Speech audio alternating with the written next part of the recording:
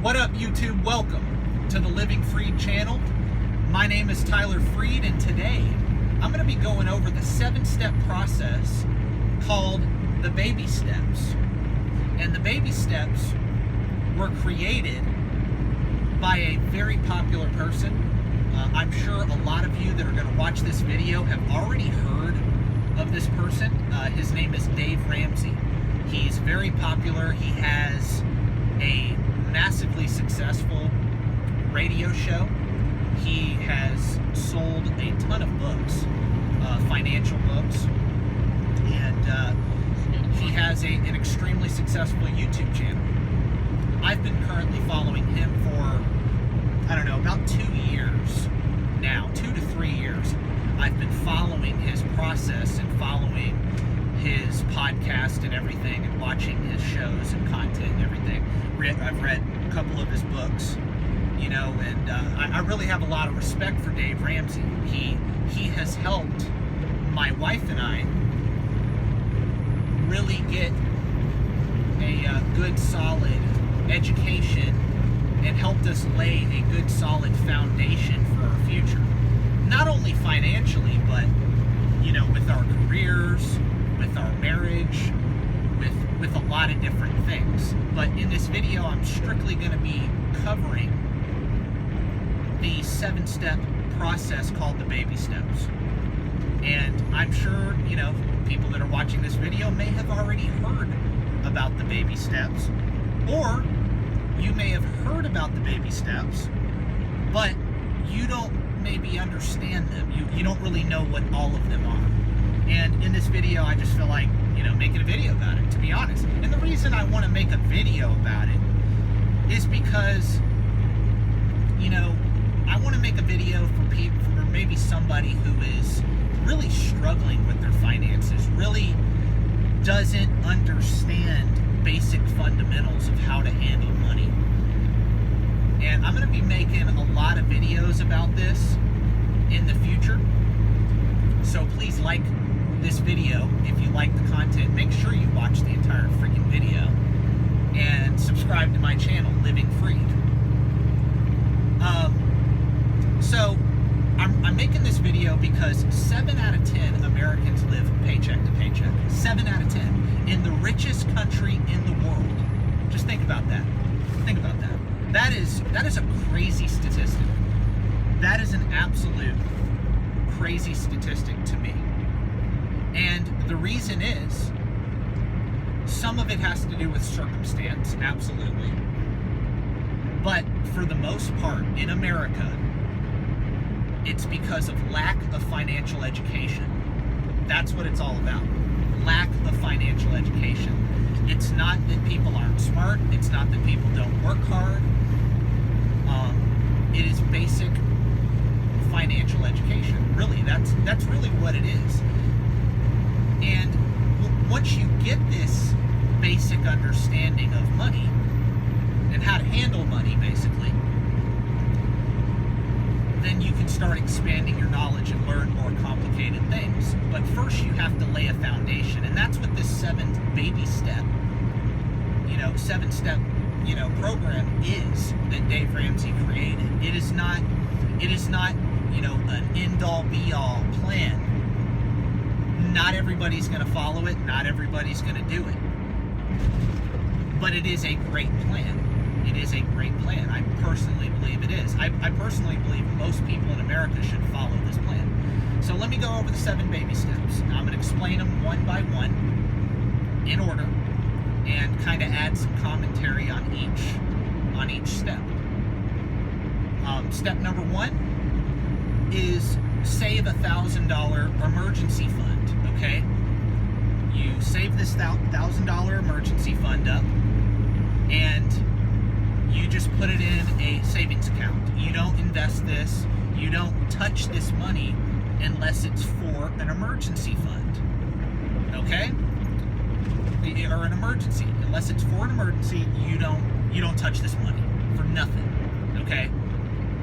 Step number 2, you're going to list all of your consumer debt from smallest to largest, the smallest balance to the largest balance, and pay off each and every one of those debts. Okay? That's step number 2. Your mortgage is not included in this step, in case you're wondering. Your mortgage is not included. You just pay the minimum payment on your mortgage. If you don't have a mortgage and you're renting, great. It's not the time to buy a house when you have a bunch of consumer debt. Now let me go over some consumer debt, and just to, give you a distinction of what that is. Consumer debt is basic things like medical bills, credit cards, car loans, student loans, okay? All of these things are taking money from your pocket. You're not building equity in anything. All of these are things that go down in value, or they're just simply costing you money, okay? You want to get rid of these debts. And the reason you want to get rid of them is because how Dave Ramsey kind of explains it is your most powerful wealth building tool is your income. And when you have all of your income going towards a bunch of liabilities, a bunch of debts, car payments, student loans, credit cards, you don't have much room to wiggle in your budget. You don't have much money to save for an emergency fund, and save for retirement, and save to put 20% down on a house, or save to buy a house cash, or start a business, or whatever. Save up for college, going back to school. That is literally restricting people. And so you want to get these debts cleaned up. And while you're paying off this debt, you want to stop all retirement investing. And the reason you want to do that, and this is very hard for a lot of people, this was very hard for me and my wife when we were paying off our debt. We did it though. And it's very hard because you want to see, the money you're working hard for grow. But here's the thing, when you're in a bunch of debt, you're not going to earn so much money on your investments that it exceeds the amount, that it exceeds the burden of your debts. It's not going to happen. Really, mathematically, it's worth it to just, put it towards paying off your debt and freeing up that income. Because once you get out of debt, you'll have much more money in your budget every month to invest. So that's why you want to pay off these debts, okay? You want to clean those up. All right, so step 1, $1,000 emergency fund. Step 2, pay off all consumer debt. Step 3, we want to go back to the $1,000 emergency fund, okay?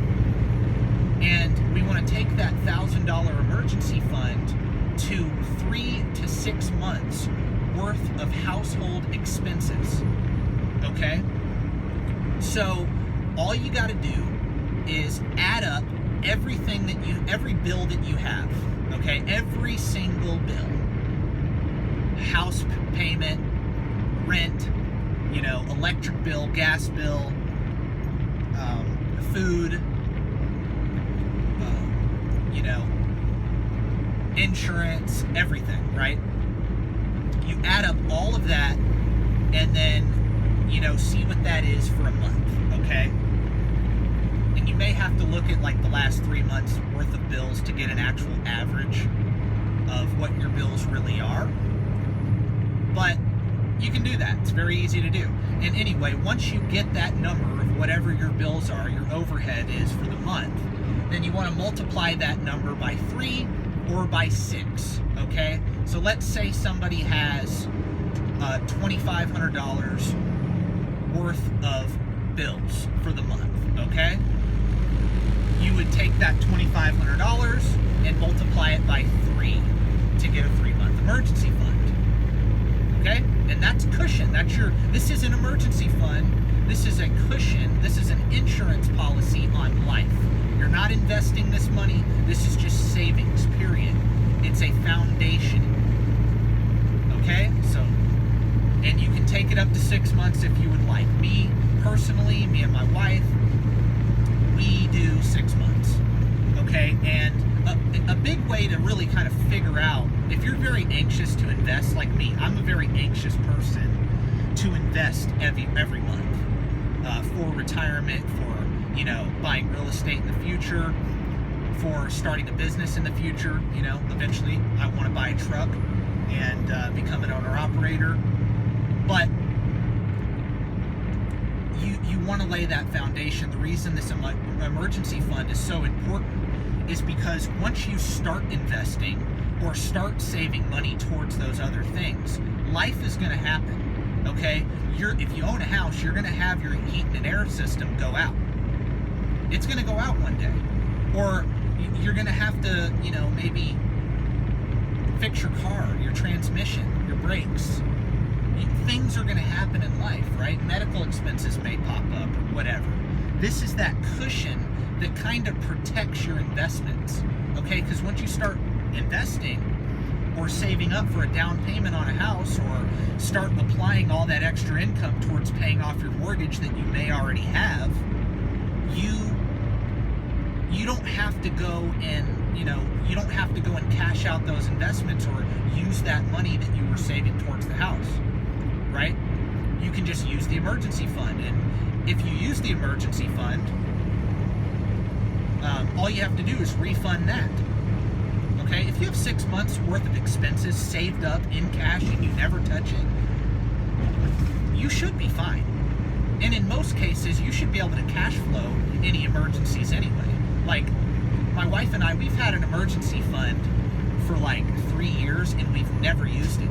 Most emergencies we've had, we've just cash flowed because we have the income. We have margin in our budget, right? So anyway, step 1, $1,000 emergency fund. Step 2, pay off all your consumer debt. Step 3, 6-month emergency fund. Now step 4, okay? Now in this step, you want to be saving 15% of your household's annual income into retirement, okay? So whatever you and your wife make together, and if you're not married, if you're single, obviously it's just your income. But whatever you and your wife make together, you want to be investing a minimum of 15% of your income towards retirement at this point. Okay? So, what retirement vehicles should I use? Well, if you have a 401k plan at the company you work for, you should be using that. If you don't have a 401k plan at the company that you work for, then you should be opening up an IRA or a Roth IRA. Okay? And if you want to know more about IRAs, 401ks, Roth IRAs, Roth 401ks, all of those things, just go look it up on YouTube, or maybe I'll make a video in the future about that specifically. But I'm not going to go in depth into that subject, okay? So you want to be investing 15% after you get out of debt, after you get your emergency fund in place of 3 to 6 months worth of expenses. You want to be investing 15%, okay, minimum. And then on top of that, now that you are debt-free and you're investing, now you can start using that extra money to save up and maybe get into your first house. Or if you already own a home, you have a bunch of extra income that you can apply towards the principal of your mortgage and pay that off. Or if you're somebody renting, like me, I don't really want to buy a house right now. My wife and I, we're not looking to buy a house for a while. Why? Because I want to start a business.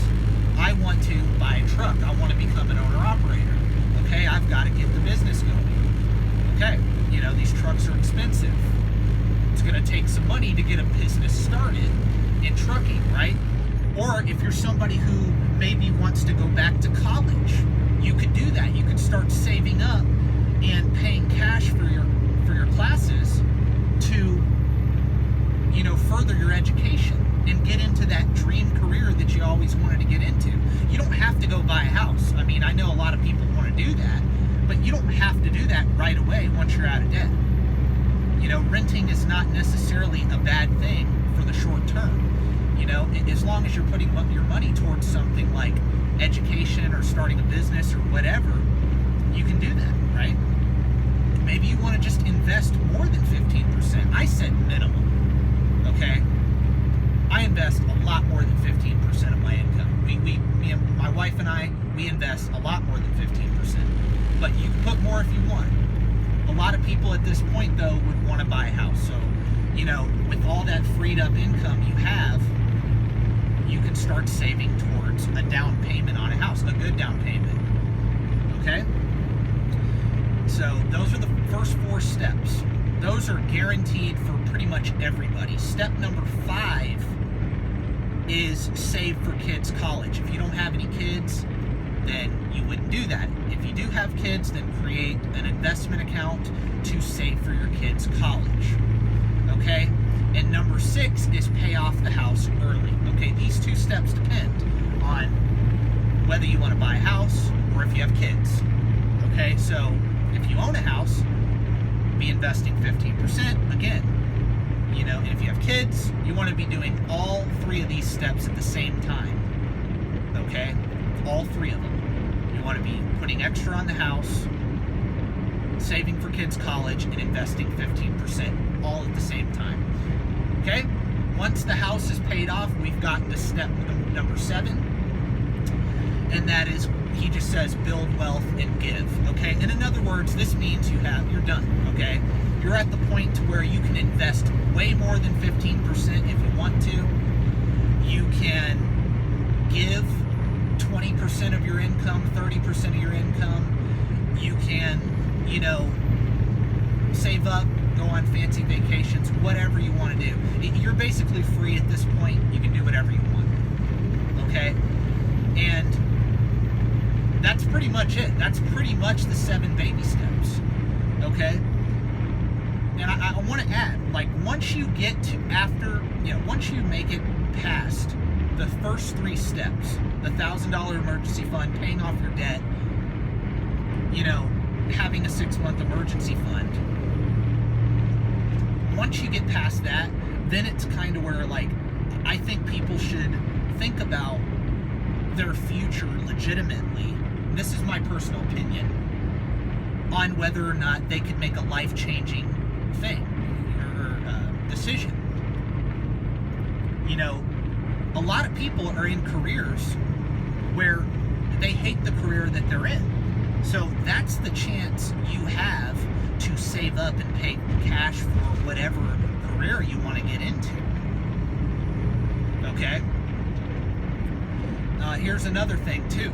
Some of you may be saying, well, I don't make enough money to really, it'd take me forever to pay off all this debt that I have. Okay, well then that's where the income problem comes into play.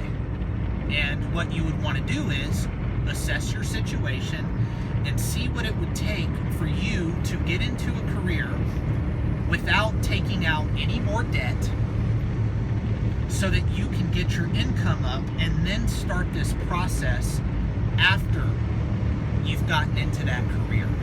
Okay? Because it is very important that you get into a career that pays money, that you can actually do this process.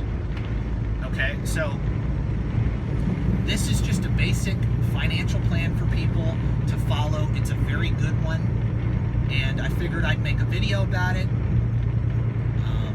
So if you like the video, again, like this video. If you have any comments to make, if you have any questions, please leave a comment in the comment section below. And have a very blessed day.